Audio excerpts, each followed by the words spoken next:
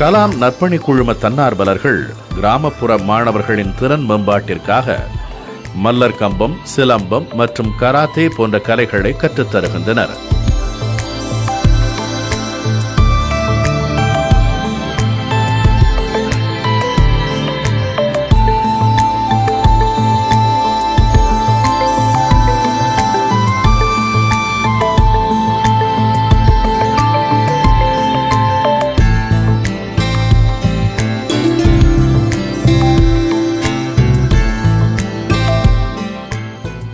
Karate, silambam and மலக்கம்பம் இதை base பண்ணி இந்த இடத்துல ஃப்ரீயாக கோச்சிங் பண்ணுறாங்க. ஸோ அதில் நானும் ஒரு பார்ட்டாக இல்லை எங்கே ஃபீல் பண்ணுறேன். நான் எடுத்துகிட்டு இருக்கேன் கோச்சிங்காக. இதில் என்னன்னா இந்த இடத்துக்கு தேவையான எக்யூப்மெண்ட்ஸ் அதில் வந்து ஈவினிங் ஸ்நாக்ஸ்லேருந்து எங்களுக்கு தேவையான மெட்டீரியல் முதற்கொண்டு எல்லாருமே இங்கே வாங்கி தராங்க, ஸ்பான்சர் பண்ணுறாங்க. ஒரு 120 பேர் பசங்க வந்து இதில் படிச்சுட்டு இருக்காங்க. 1 இயராக கிளாஸ் வந்துட்டு இருக்காங்க. இங்கே கிளாஸ் மட்டும் இல்லாமல் பசங்களுக்கு வந்து ஊட்டச்சத்து உணவும் கொடுத்துட்டு இருக்காங்க. காலையிலையும் ஊட்டச்சத்து உணவு, எப்பப்பெல்லாம் பிள்ளைங்க வராங்களோ அவங்க எல்லாருக்கும் ஊட்டச்சத்து உணவு. இவங்களை வந்து இந்த லெவல் இங்கே மட்டும் ஃப்ரீ கிளாஸுன்றதையும் தாண்டி நாங்கள் வெளியில் டோர்னமெண்ட் இந்த மாதிரி எல்லா இடத்துக்குமே கூட்டிகிட்டு போயிட்டு இன்னும் என்கரேஜ் பண்ணிகிட்டே இருக்காங்க. பசங்களுக்கு வந்து இந்த லீவ் டேஸில் எங்கேயும் ஊரை சுற்றாமல் இங்கே கிளாஸில் வர்றது அவங்களுக்கும் பெனிஃபிட்டாக இருக்குது. எங்களுக்கும் பிள்ளைங்க வந்து எங்கேயும் போகாமல் கிளாஸ்லேயே இருக்காங்களே, இதெல்லாம் வந்து நிறைய விஷயங்கள் கற்றுக்குறாங்க. கலாம் நற்பணி துறையில் மலர்கம்பம், சிலம்பம்லாம் ஆரம்பிக்கிறாங்க. நாங்கள் 1 வருஷமாக போயிட்டு இருக்கோம். எனக்கு ரொம்ப பிடிச்சிருக்கு. இதெல்லாம் நிறையா கற்றுக்கிட்டே இருக்கேன். நான் ஒரு பெண்ணை வந்து ஒரு 5 பேர் அட்டாக் பண்ணுறாங்கன்னா அந்த பெண் அவளை பாதுகாத்துக்கிறதுக்கு என்னென்ன பண்ண முடியும், எங்கே அடித்தா நுணுக்கங்களை மூலமாக அடிக்க முடியும், அந்த நுணுக்கங்களை கற்றுத்தரும். 2வது, ஒரு பசங்க ஒரு கிளாஸ் எப்படி இருக்கணும், எப்படி நடந்துக்கணும், எந்த இடம் பொருள் எவ்வளோன்னு சொல்லுவாங்க, அந்த இடத்துக்கு ஏற்ற மாதிரி பசங்களை அவங்கள மாற்றிக்கணும். அது முக்கியமாக இதில் கற்றுத்தரப்படும். 3வது, ஃபிசிக்கல் குவாலிட்டி, அவங்களோட பாடி, அதாவது அவங்களோட பாடியை ஒரு ஃபிட்டிங்காக வச்சுக்கிட்டு இந்த ஹார்ட் அட்டாக் அண்ட் கொலஸ்ட்ரால் எல்லாமே வரும். இப்போது அதுக்கேற்ற மாதிரி ட்ரெயின் பண்ண முடியும்.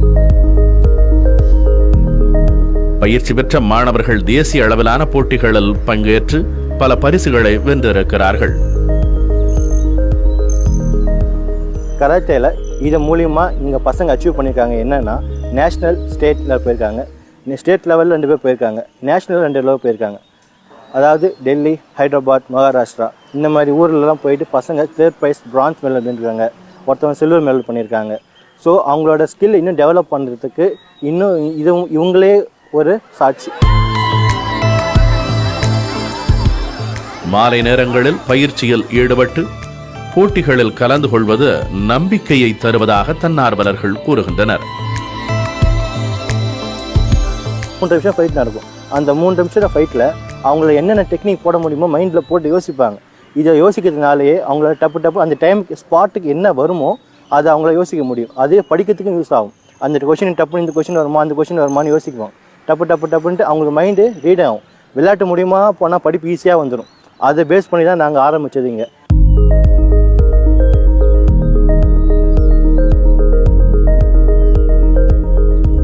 இதில் சின்ன பசங்களும் அதிகமாக வர்றாங்க. இதில் சின்ன பசங்க எப்படி இன்ட்ரெஸ்ட்டாக இருக்காங்கன்னா, ஒரு கேமு அந்த பசங்க அவங்கள வாலண்டியராக கற்றுக்கணும்னு ஆசைப்பட்றாங்க. 2வது விஷயம், எவ்வளோ கஷ்டமாக இருந்தாலும் சரி, எவ்வளோ மென்டல் ப்ரெஷர் இருந்தாலும் சரி, அதை ஈஸியாக ஹேண்டில் பண்ணுறதுக்கு அவங்களுக்கு கெப்பாசிட்டி ஆட்டோமேட்டிக்காக இப்போ பர்த்லேருந்தே வருது அவங்களுக்கு. இதில் பெண்களுக்கான ரோப்புன்னு சொல்லி மலக்கம்பத்து ரோப்புன்னு இருக்குது. இதில் பெண்கள் மட்டுமே பண்ணுறதுனால அவங்களோட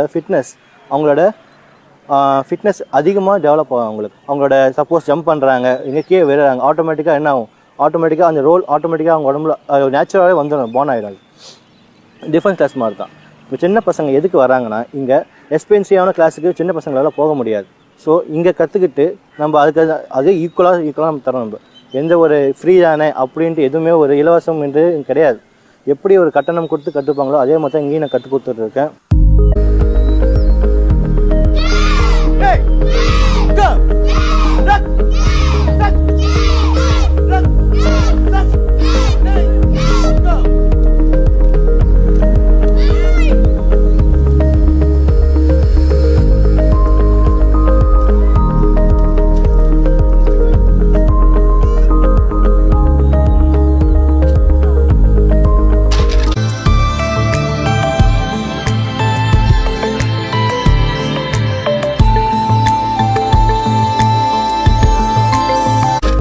அரசு அலுவலக வளாகச் சுவர்களில் தேசிய தலைவர்களின் ஓவியங்களை வரைந்து விழிப்புணர்ச்சி வாசகங்களை எழுதி வைத்துள்ளனர்.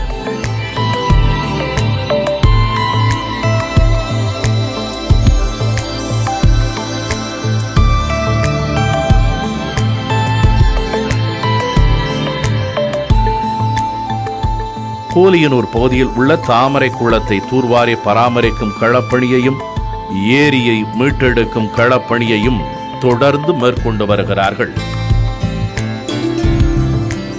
எங்களோட கோரிக்கை என்னன்னா, அந்த கோலியனூர் வாய்க்காவை சரி செஞ்சு அங்க இருக்கிற சாக்கடை கழிவுநீரை வந்து ஆரோவா கிளீன் பண்ணி அதை விவசாயத்துக்கும் இதுக்கும் பயன்படுத்தி நம்ம ஏரிக்கும் வந்தா மிக்க பயனுள்ளதாக இருக்கும். ஏன்னா ஆத்துல இருந்தே நேராக டைரக்டா தண்ணி வரதுக்கு ஒரு பிரிவே இருக்கு.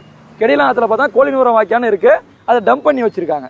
அது பயனற்று போய் இருக்கு. ஏன்னா வாய்க்காவே இல்லை, நாங்கள் எது கூடன்னு சொல்லிட்டு விட்டுருக்காங்க. அதனால கோலியனூர் ஏரிக்கும் கோலியனூர் வாய்க்காவும் விழுப்புரத்தை சார்ந்து இருக்கு.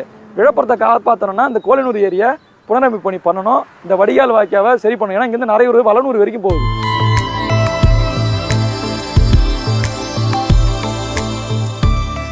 செயற்கை அறிந்த கடைத்தும் உலகத்து இயற்கை அறிந்து செயல் அப்படின்னு சொல்றாரு வள்ளுவர். வள்ளுவர் சொல்றபடி என்னதான் நீங்க டெக்னாலஜி கத்துக்கிட்டாலும் உலகத்தோட இயற்கையோட ஒன்றி போனாதான் அந்த உலகம் நல்லா இருக்கும் அப்படின்னு சொல்றாரு. அது மாதிரி நம்ம தொடர்ந்து இயற்கை சார்ந்த கலப்பணியை செய்வோம். மீண்டும் ஒரு கலப்பணியில சந்திக்கலாம். நன்றி, வணக்கம்.